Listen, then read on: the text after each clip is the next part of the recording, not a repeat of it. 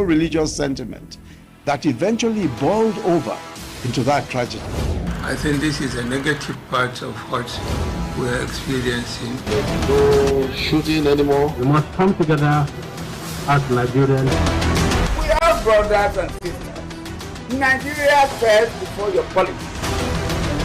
We're all engaged in trying to keep the country united.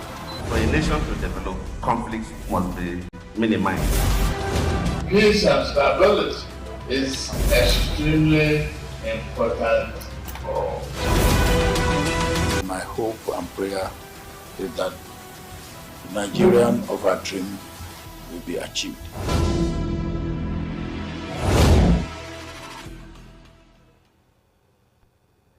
It's Global Morning and it's a delight to be here. I'm Oyagmofwegbe. This is Global Television. We're on Star Times channel 276. We're also very active across social media platforms. The handle is at GlobaltvNG, so you can follow all of the conversations there on our social media platforms. This morning, we want to quickly look at the papers and bring you up to speed as to happenings across the country and beyond, and then also put the big stories in front of you, obviously, because they will form conversations today and in the days ahead. We also want to have some discussions around politics, especially the internal elements of our democracy, what politicians are doing within their various parties, how those actions, those decisions within those parties affect not just the electoral, or if you like, the election cycle, but our democracy, our democratic institutions, and our lives as a nation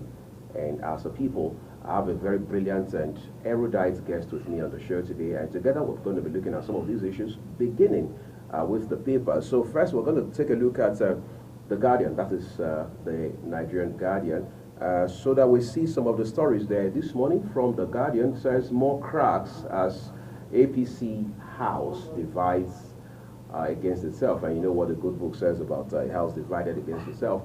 But then we're only wishing and hoping that the leadership of the All Progressives Congress will be able to resolve all of these issues, and then they're able to find or carve a future forward for the party and by extension for the nation. And then we also have a couple of other stories from today's Guardian. We have one here that says Tinubu's overseas trip stirs reactions. Of course, that's expected, isn't it?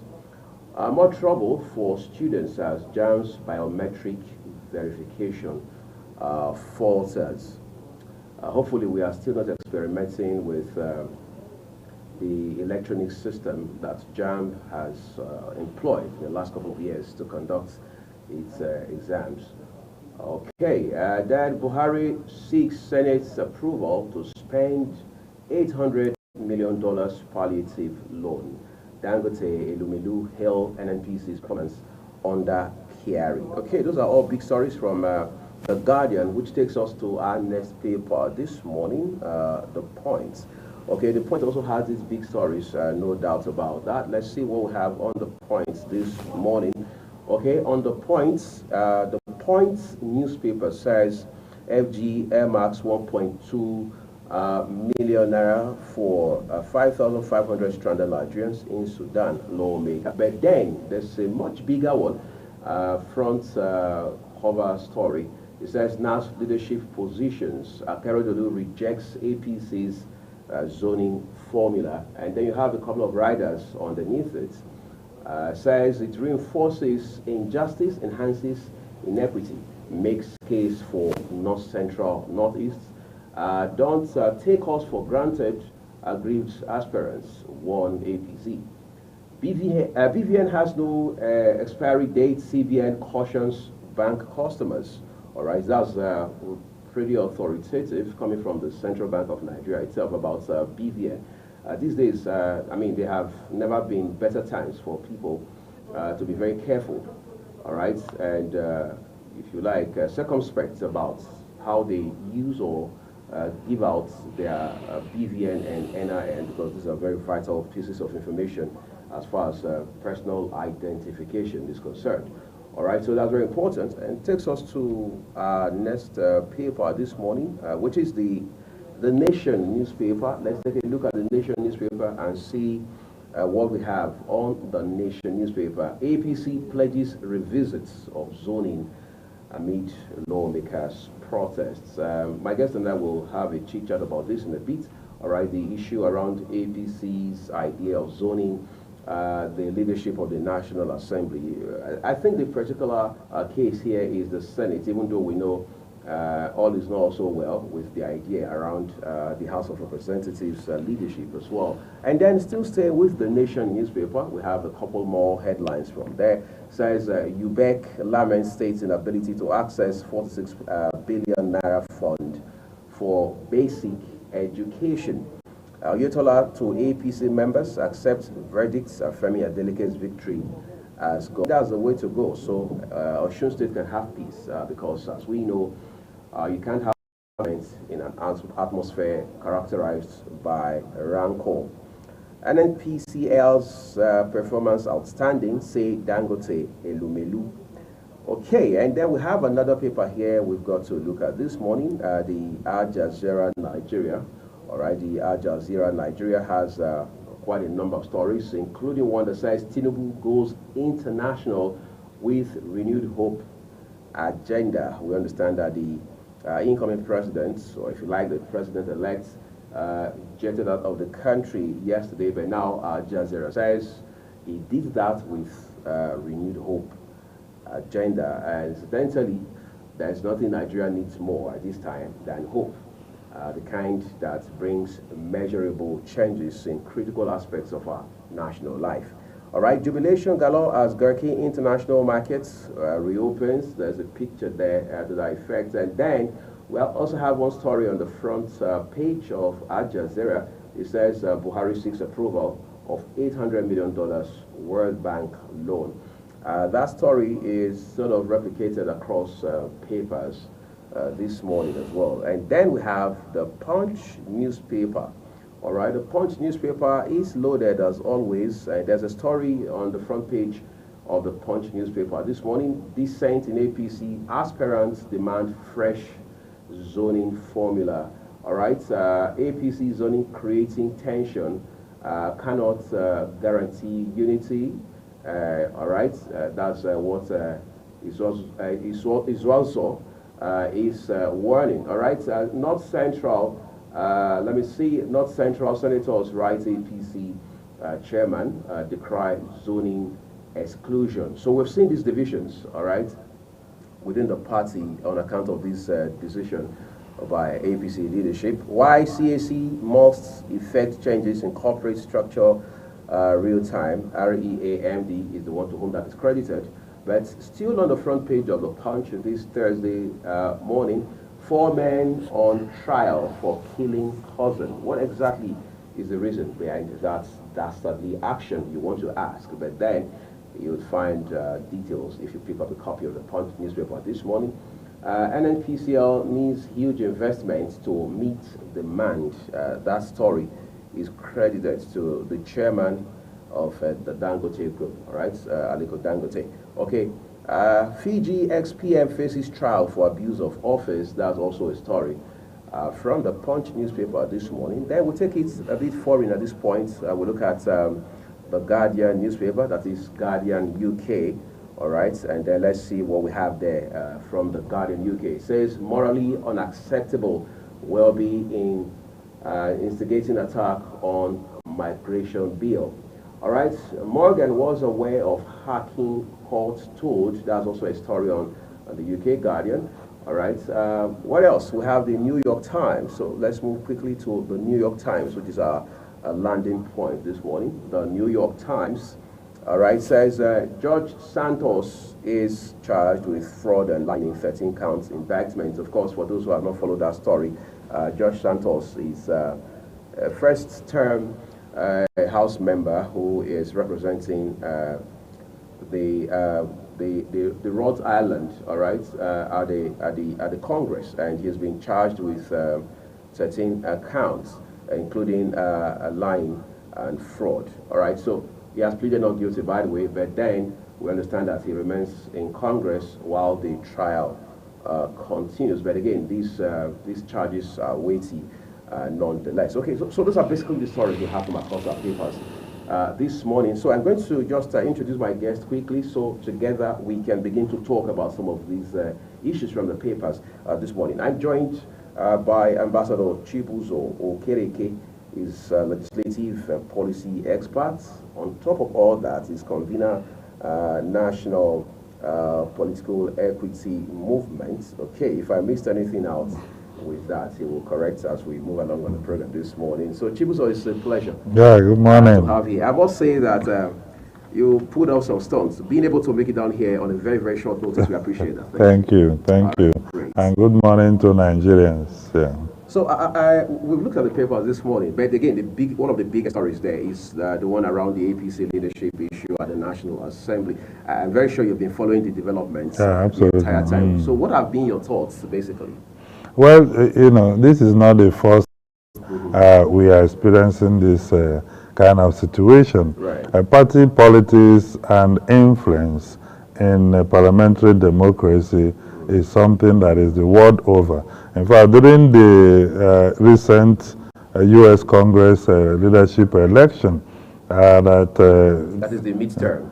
The election for the speakership that saw Kevin McCarthy emerge of the Republican Party, you could see some members inside the Congress hall receiving calls from former President Trump, asking them to support Kevin McCarthy. In our own climb here, from 1999 to date, particularly in the 7th Assembly, we saw a situation where the ruling party at the time had zoned the speakership to the Southwest in the person of Honorable Milikata Kimbola at the time, and then members upstaged that zoning arrangement and elected Speaker Honorable Tamboa as their Speaker of the 7th Assembly. In the 8th Assembly, it was even more dramatic, where people were gathered at PDP elements, had a bipartisan coalition that produced an NPDP member as a president of the Senate and a PDP senator as the deputy president of the Senate in the person of Saraki and Senator Ekweremadu. The same thing repeated in the House of Reps, where the ruling party at the time, or majority party, preferred the current speaker, Femi Bajabiamila, but another coalition upsetted that arrangement and ensured that Speaker Yakubu Dogara emerged against it. So, party, these are intervening variables that happen in legislative policy, especially in developing countries. Even though the doctrine of separation of power allows these people to function independently and also interplay in terms of checks and balances on the roles they have, constitutional roles they have. But you discover that the executive arm doesn't seem to allow the legislature to independently exercise that power in line with Section 50 of the Constitution that says members shall among themselves elect who will be the presiding officer. But again, the parties have not committed any crime. This is parliamentary politics. These members were sponsored by the political parties. So they believe they have a kind of influence on them because the legislature is critical to implement party manifesto.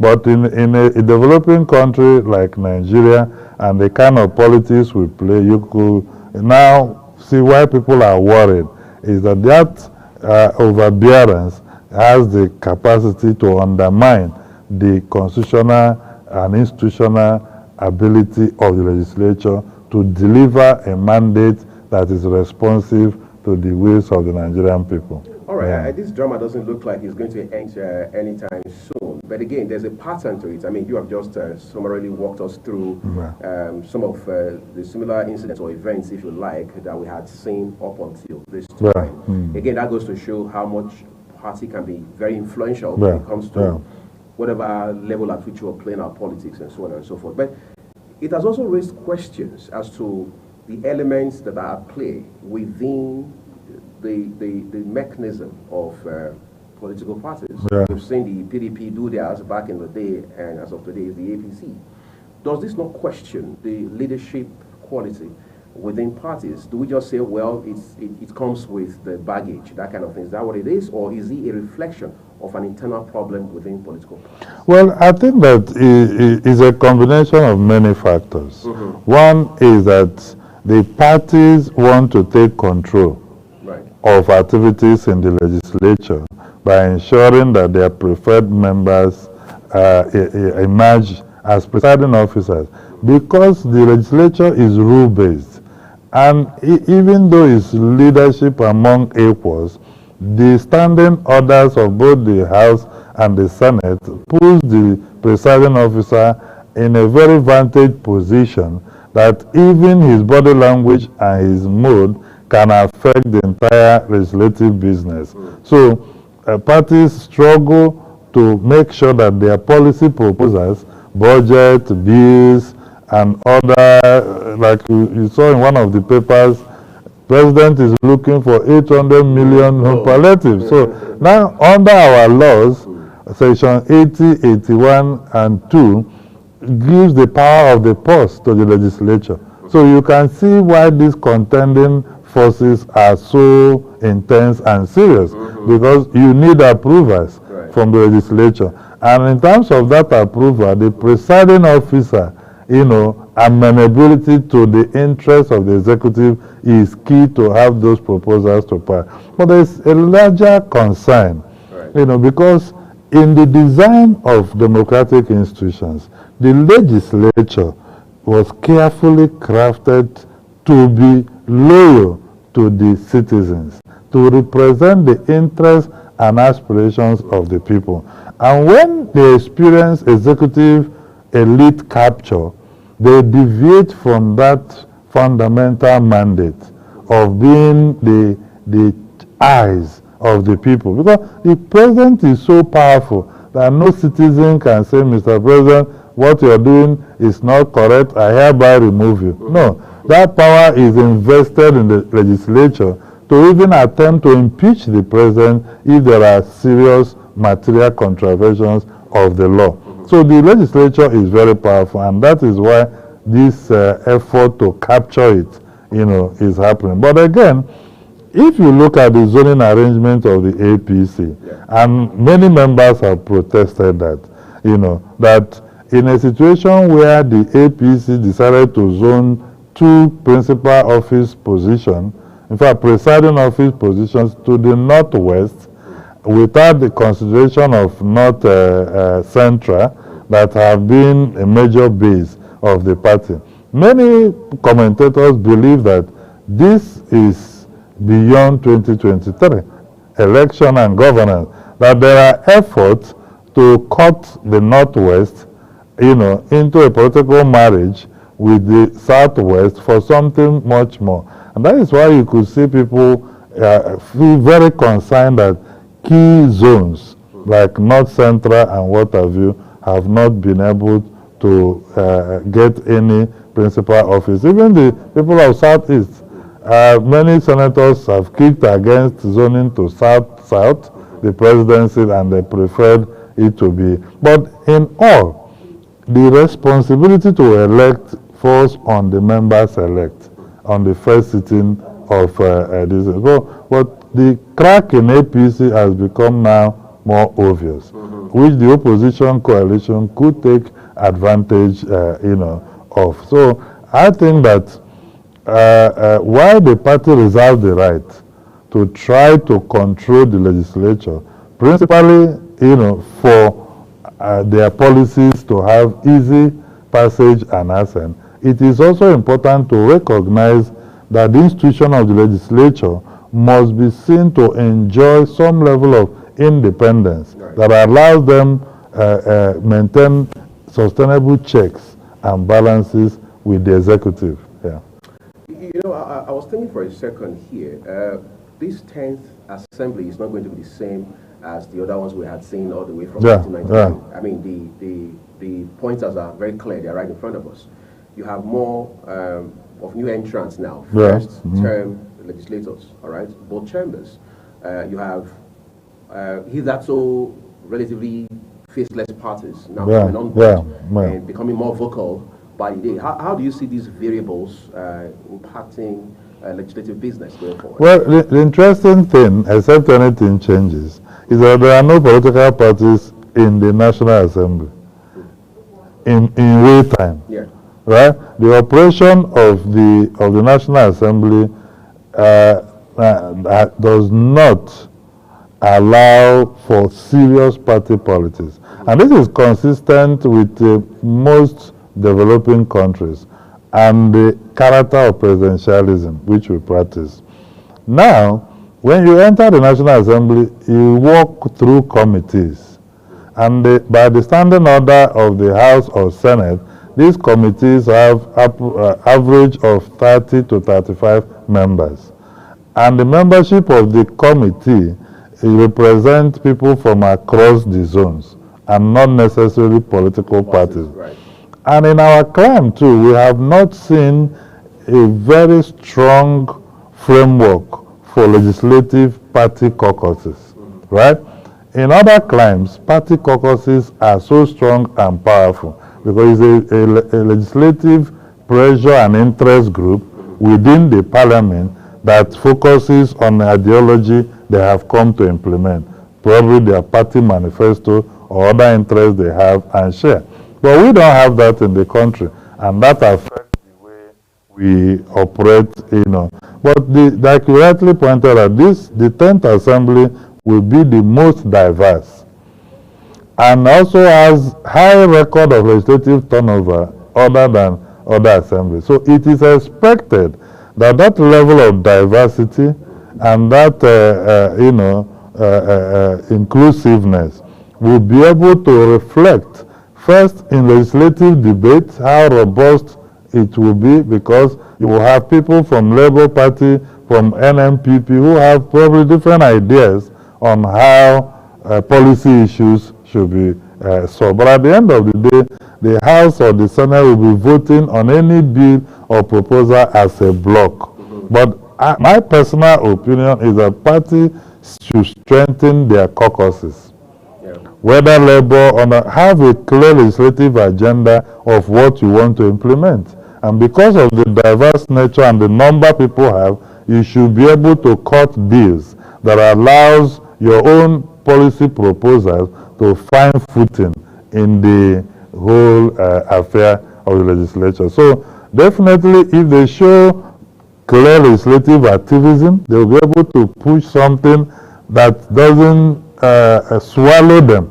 You know, because you can be swallowed there, that is the fact. And that is because legislative complex, it needs you to learn the rules and understand. You can't just wake up on day one if you have not been groomed and start moving a motion or sponsoring a bill. Right. Or taking up a petition. You have to have studied the standing order, know the procedure for everything, which one goes to House Committee on Rules, which one goes to the Speaker, you know, how do you prepare a legislative argument? So you can, if the caucuses do this and establish their own secretariat where they meet and plan and design legislative engagement, you could see visibility of some of the parties. But if they don't do that, they will be surely swallowed like we have seen in the past. I just wanted you to react to something quickly, still around the representative leadership. Recently, the House Standing Order was amended, and the voting method now is electronic and open ballot system. Yeah. Whereas in the Senate, is electronic and secret ballot system. And the traditional voting system in Nigeria, for obvious reasons, is open, secret, sanctity of the vote, the voters. So if Nigeria as a country operates open, secret ballots, there is no reason the House of Representatives will choose to elect their leadership through open ballot system. And there is consequences for that, because you see, the parties have not been totally democratized. Internal democracy is still a big concern within the parties. So the party elites controls the structure that ensures people are able to win primary election or otherwise.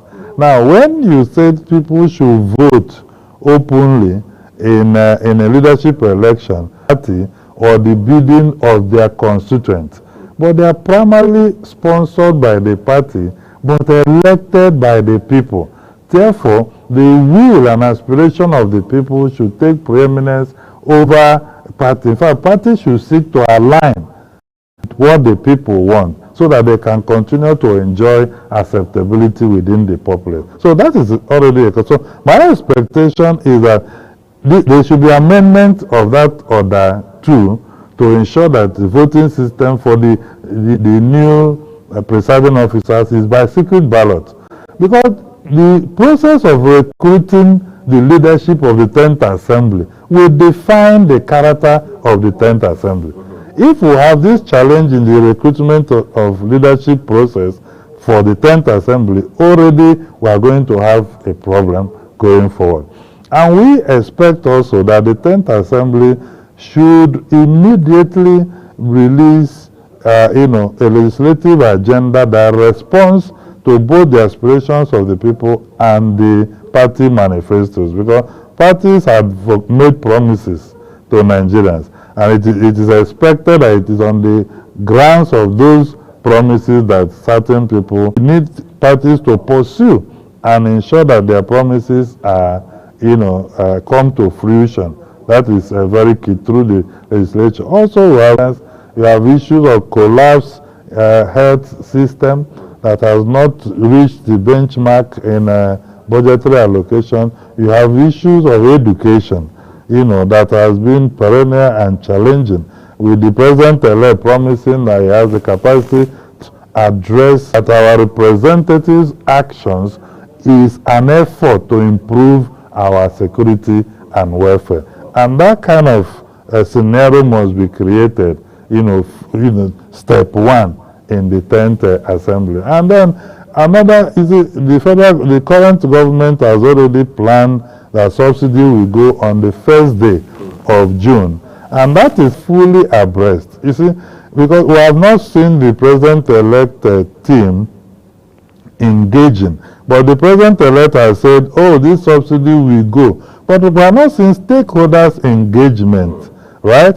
The Nigerians will impact except those who are benefiting from it. So now you need the legislature, right, to take action on this, because they are now the ones representing the people. And I want to see a situation where legislative public engagement mechanism is enhanced. Right. We want to see a situation where a senator or a lawmaker is saying, this vote to reflect the will of my people. The vote, that is why it is the symbol of democracy. Right. It is the home of democracy. The constituent must have influence in the policy decisions made by National Assembly. And if that happens, the perception of National Assembly will improve.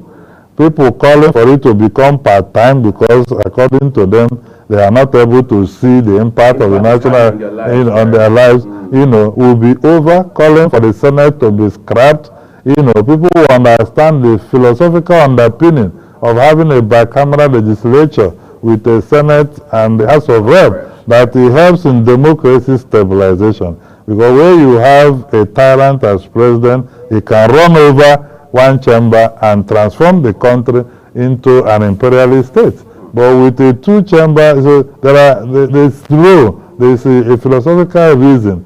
And the more people are educated about the workings of legislative affairs, practices, and procedure, they're able to now understand that these engines work for certain purpose. And then the people coming to operate that engine will know the enormity of the responsibility and trust that have been bestowed on them. So much said about this, and it's interesting to know that Nigeria is at the verge of history on account of change of government that's just a matter of days in front of us. And you've done a brilliant work by helping us understand the processes associated with the legislative business as into our main discussion this morning, which is internal politics itself. You already made some allusion to that in the course of your narrative. But then, if you look at the way mechanisms within political parties in Nigeria work, whether it's PDP, APC, Labour, NNPP, APGA, I mean, nomenclature notwithstanding, what are some things do you think are missing that have got to be addressed as quickly as possible, or some things you think, well, shouldn't even be there in the first instance within our political parties? Well, you know, people, let me straight, we do not have political parties in Nigeria. I'm a student of party politics and democracy. There is no single party in Nigeria today with the principal character and management of a political party. None, not one. Top to bottom. Top to bottom, internal democracy has completely collapsed in almost all the parties. And the parties are suffering from elite capture. All the parties are suffering from elite capture and money bag politics. If you ask yourself, what is the character of political parties in Nigeria? From the first, second republic to date, it has not evolved from ethnicity, religion, faith, money. These are the reinforcing pillars political parties ride on. You saw it in the 2023 elections. The key things that are missing is that political philosophy and ideology, that this is what these parties start from. All the parties share the same ideology and even approach to solving problems. I ask you, which party in Nigeria is pro-tax cut or increasing taxes as a means of generating revenue? So all of this revolves around absence of ideology? Absence of ideology, and it is deliberate because they know there is high literacy rate, high poverty rate, therefore, and the political participation is opaque. So rather than evolving a political ideology becomes a problem because they know that you can use a bag of rice to replace welfare policy proposal. You can use 2,000 to replace policy on subsidy and what have you. For instance, the party that wants to remove subsidy today protested for nearly a week in 2012. Have they told Nigerians when they changed their policy perspective on the composition of subsidy? So when parties do not stand for anything, the people are confused. So when they elect a government, they don't even know where to go from there. Which party is big on manufacturing? Which party is big on anti-corruption? Now, our politics has always the institutional mechanisms and toga of our governance structure are currently dismantled and invested on an individual. And so, instead of you to talk about anti-corruption institutions and their institutional capacity to address anti-corruption, you ask whether the president has political will. His party is gone. After election, his party is what? Gone. In fact, many officials of the party are looking for governance appointment. So party is on break. And that is why the parties are not organic and living. They are not active and assertive. The parties don't have institutional mechanism to enforce directive principles on their candidate who has become a winner of an election. How much influence does the APC as a party have on President Buhari? How much did the PDP have? It was only during Obasanjo there was a kind of inter-consultative forum I ask you, the parties have world leaders, but light will go off in a community, and it doesn't concern the party chairman. But he has a House of Rep member. He told people to elect for the good of the committee. He has a local government chairman. He has a councillor. He has a governor and a president. And yet, light is off in this community.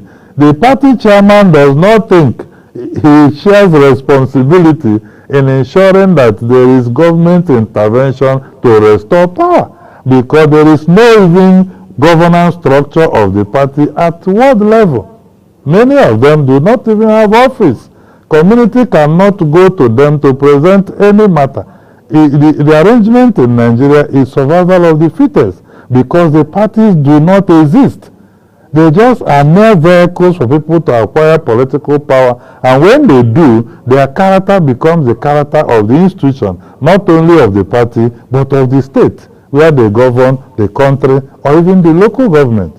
And as long as you continue that way, you can't build institutional memory or capacity that is able to solve governance problems sustainably. You may cosmetically solve one problem or the other, but we're talking about sustainability and capacity of institutions that is able to shape individuals when they enter there.